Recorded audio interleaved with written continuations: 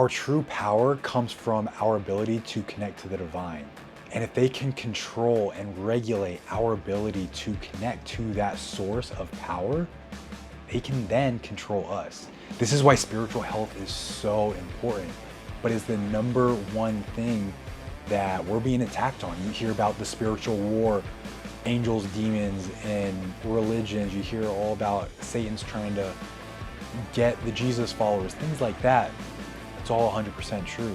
And it's for a reason. It's to keep us away from our ability to connect to our source of power. They don't want you to rely on God, source, the universe as a source of power. They want you to be victimized and feel like life is hopeless and things are going terrible. So you start relying on the government and monthly checks and all these things. Because when you do that, you are recognizing that you don't have the power. You are victimizing yourself to not having the power to be able to create your reality, to control your reality. So now, little by little, you start relying on the system that they've put into place. They put you in a hopeless place, and then they come and they say, "We're the government. We're here to help." If they say that, that should automatically be a red sign. They're not trying to help you. They're trying to profit from you and keep you small and powerless. At the end of the day, it's just keeping the masses weak and docile and susceptible to the programming and the hypnosises in which the powers that be have control over. God is love.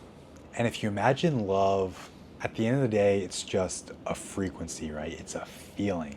But how powerful is that feeling? It's the most powerful frequency in the entire universe because it is the God energy. Meaning, when we are tapped into love, we are tapped into God, giving us the power of God to create, manifest, find purpose, and just be our true authentic self. Those powers, they recognize the power of love, and they are, to be honest, petrified of the masses being exposed to the frequency of lust. They're petrified of the masses being exposed to the frequency of love, the frequency of God, nonetheless being embodied in the frequency of love, to be able to see the world through the lens of love, as through the lens of oneness. Because when you do that, there is no longer a separation. We are all one, giving us what? More power. Whenever we have more power, I don't have to say it, but I'm going to say it anyways, they no longer have control over us. They don't have control over the people that are embodied in love, embodied in the God energy, the God frequency. So whenever you're not living your life in love, from a place of love, you are being controlled. It's funny because love is more like an obligation versus a I get to be. And let me explain. So whenever you say, "Oh, I love you," you say that to your friend, your girlfriend, your whatever. How do you actually feel whenever you say "I love you"? Are you just speaking the words, "I love you, I love you"? Or are you like present and you're like, "I love you," and you feel that love coming from you?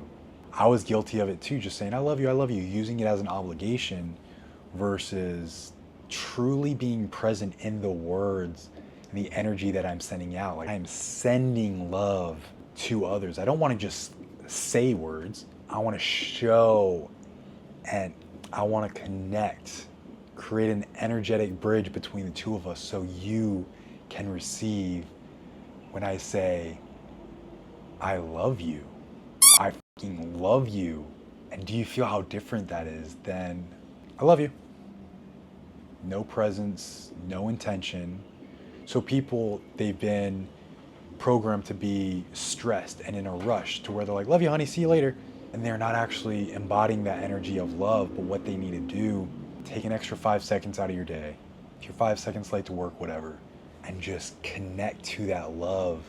Be intentional. And I promise you, your partner, your kids, they're gonna feel this energy. A lot of children, they grow up traumatized because they don't feel like they were loved as a child, or they lack self-worth because they weren't told that daddy loved them, or maybe they were told that daddy loved them, but daddy was so busy, or your partner was so busy, that they couldn't receive it.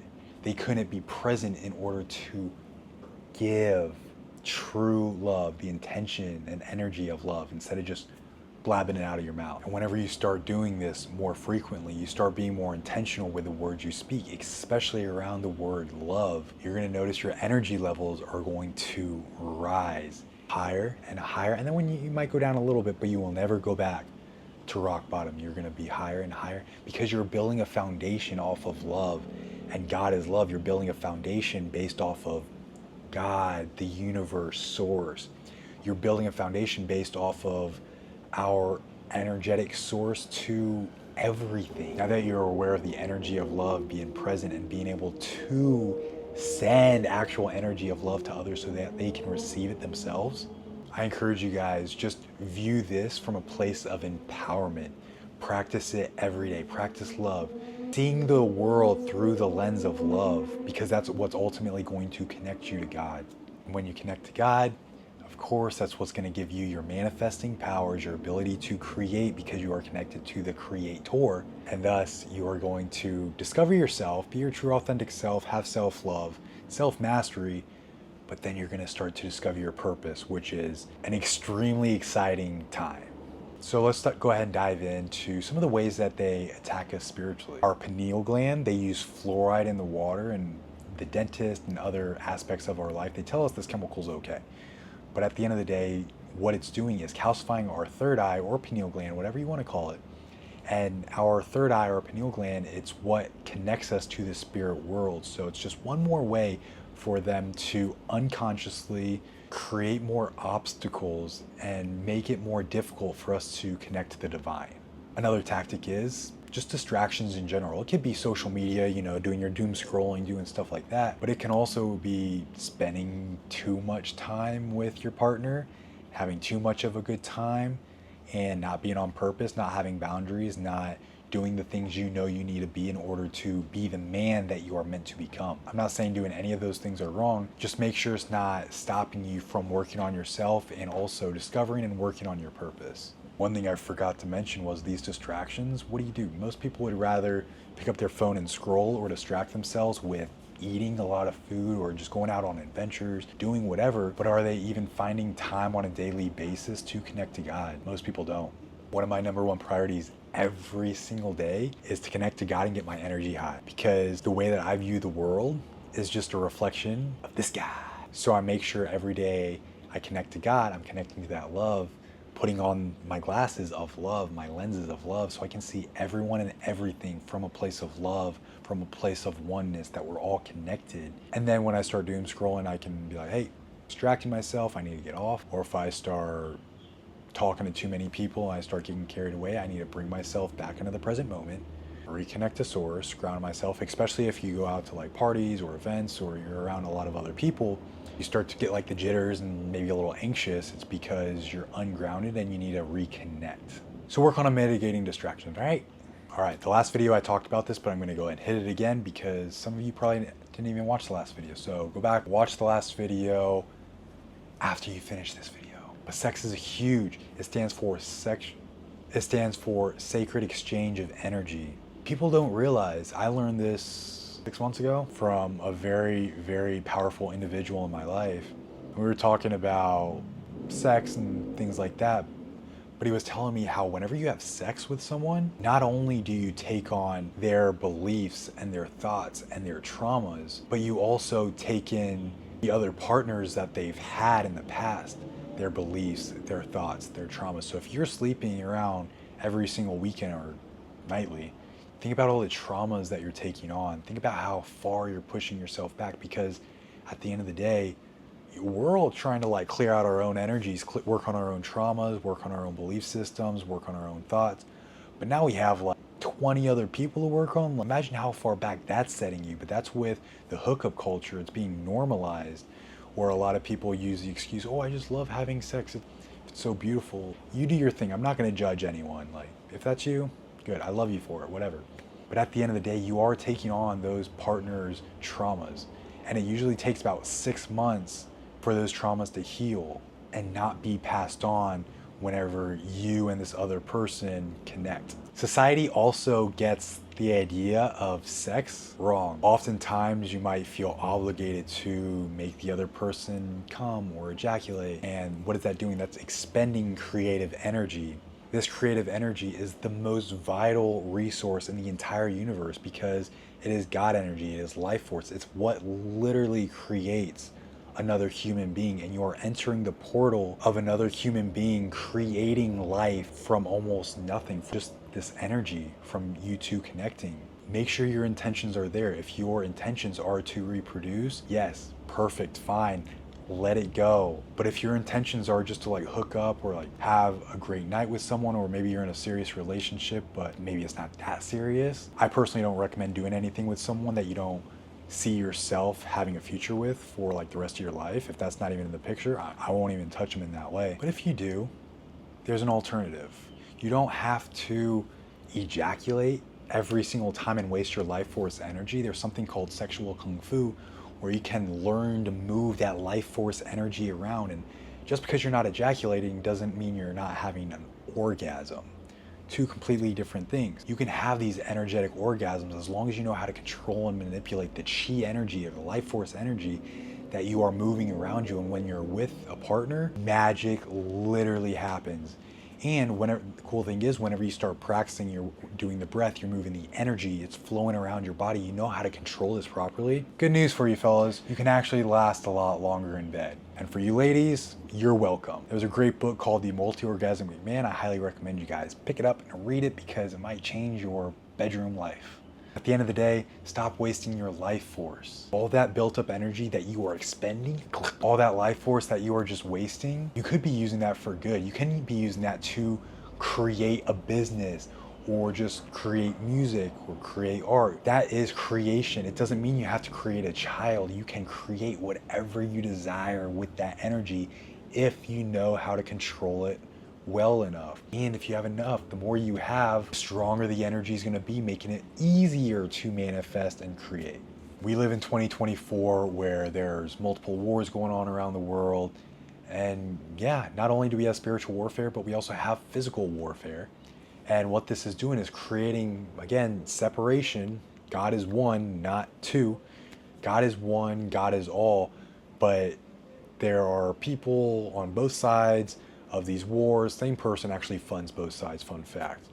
They just use it for money laundering and making more money and putting fear into the eyes of the people, creating separation between nations. And then they can hop in and be like, we're going to sign this peace treaty and now we're all best friends. World War II. At the end of the day, we're all friends, but war is, and violence in general, is a tactic used to separate the masses, separate people, keep them out of that God energy. So I'm not saying it, don't be a violent person.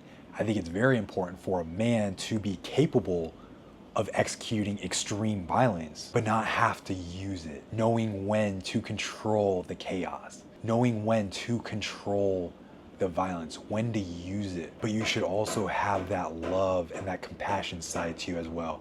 If you just live for the violence, bro, there's no balance, there's no polarity.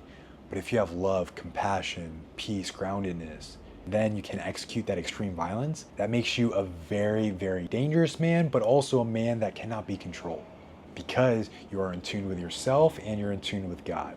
Another way that we are being separated spiritually from the divine is through religions, belief systems, different ways of living. At the end of the day, guys, we are all different. No one person is the same. So why do you have to impose your beliefs or your opinions on someone else?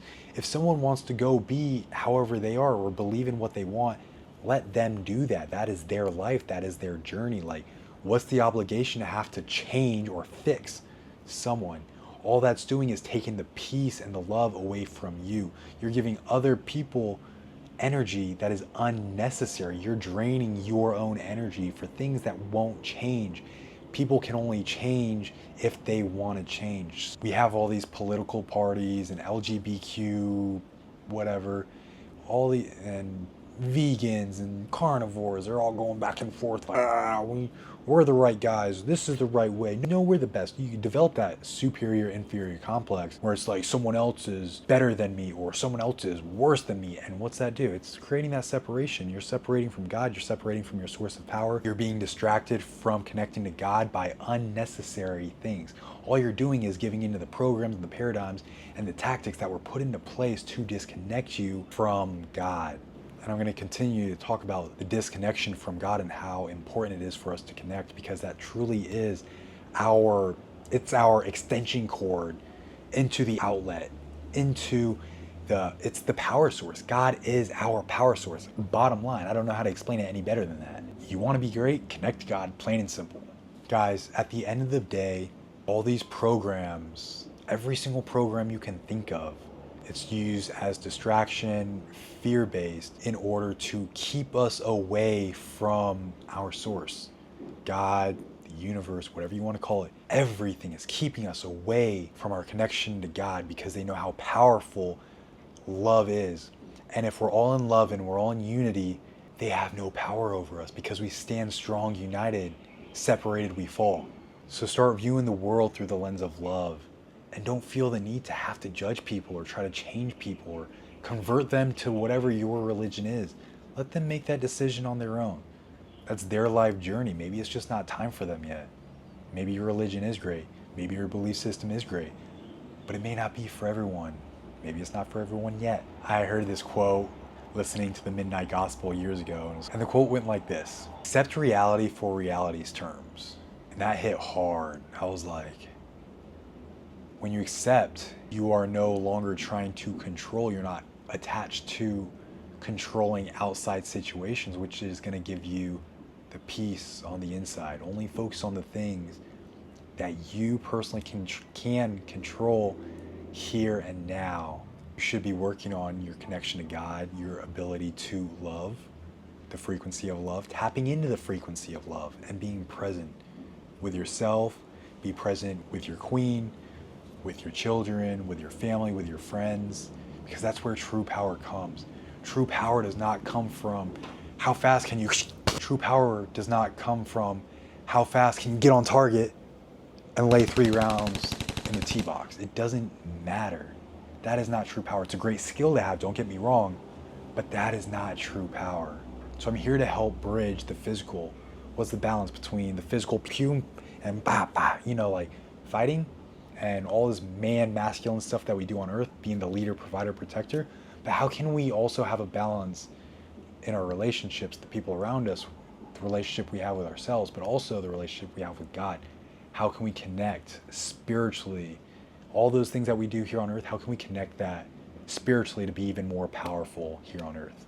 Now, if you're like me and you're all about making men men again and you love freedom, I like freedom. Do you like freedom? I do. Please go ahead and like, share, subscribe this video, share it with your homies. They're gonna need this.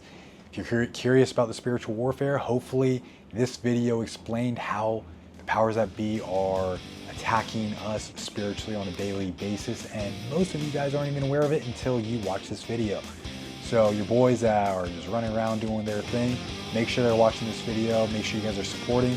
I can't grow this channel and I cannot expand my purpose without the help of other people. I appreciate your support so much. Talk to all of you guys next time. Peace and love, fellas.